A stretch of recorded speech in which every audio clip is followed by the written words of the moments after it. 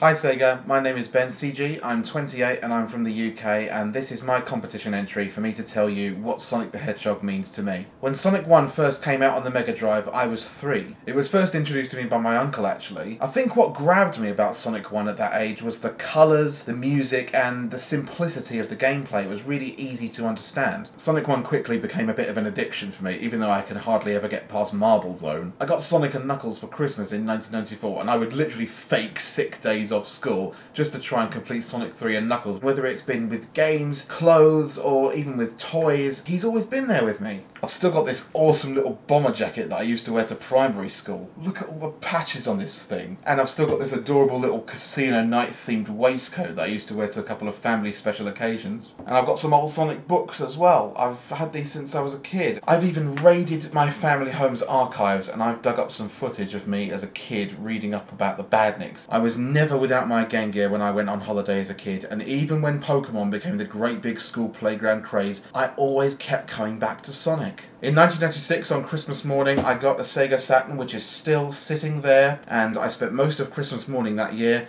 playing Sonic Jam. Sonic R is still one of my favourite games to this day too, and the music is a big part of that. Inside the box I've got signed autographs from Richard Jakes and TJ Davis, who's the singer on the game. I met them at Summer of Sonic 2008. I even got some friends together and choreographed a dance performance to Supersonic Racing for my school's end-of-year show. I can't believe I'm actually showing you this. It's so embarrassing. It's like 10-year-old dads at a disco. And then of course came the Dreamcast in 1999. It's still there. Sonic Adventure was just such a thrill. I was blown away by the graphics at the time. I still get chills watching the intro movie to that game. I also got Sonic Adventure 2 on June 23rd, 2001, Sonic's 10th anniversary. And it was around that time that I went to Tokyo for the first time as well and absolutely ransacked the souvenir store at Joypolis. Here's a photo of me from when I was about 14 years old, wearing this orange Sonic t-shirt from Joypolis, and I still keep it even though it doesn't fit me anymore. And look at the bottom of that photograph. I made my own Sonic shoes. I've still got them here.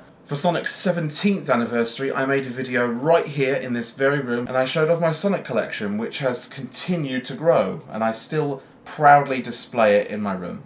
So it just goes to show that I really have been with Sonic all the way, almost my whole life. I've met some of the most amazing friends thanks to Sonic. I've been to every Summer of Sonic convention. I haven't yet had the pleasure of properly meeting Yuji Naka. I know he did come to Summer of Sonic in 2011, but it was so hot in there I had to step out of the queue. Speaking of Summer of Sonic in 2011, with the help of one other friend, I organised and threw a sort of private, unofficial pre-party the night before the convention in this sports bar close to the venue, and it was such an amazing night. We had an open bar, we played classic Versus modes on a big projection screen, we got a bit hammered and we danced and sang at the top of our lungs. And as an extra surprise, look who walked through the door of his own free will to our little party. Hi, it's Mike and we're at a party!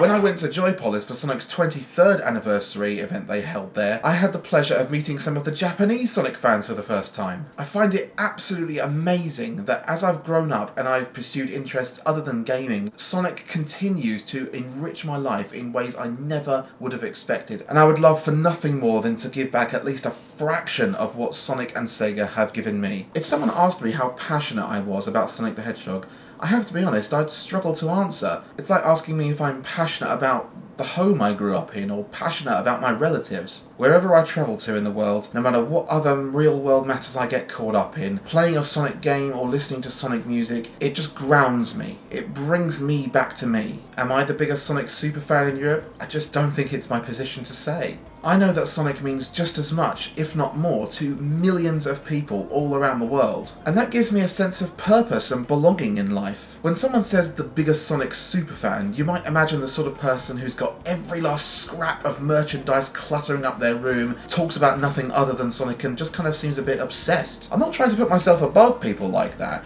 I have my fair share of Sonic stuff that surrounds me every day too, as you can see. But Sonic isn't just a decoration for my life. Sonic always has been, and always will be, right here. That's as genuine as I can put it. So, if you would like to have me join you in San Diego on July the 22nd, I would be absolutely humbled and honoured. I'm just thankful that I've been able to share my story with you. Thank you, Sega. Thank you, Sonic. For everything.